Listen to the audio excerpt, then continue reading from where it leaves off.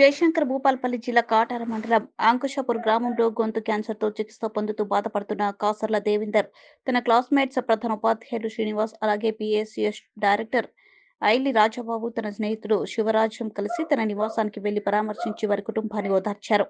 అనంతరం 19,500 ఆర్థిక సాయం అందజేశారు. అలాగే మానవత దృక్పథంతో అతనికి తమకు తోచిన ఆర్థిక సాయం చేయగలరు.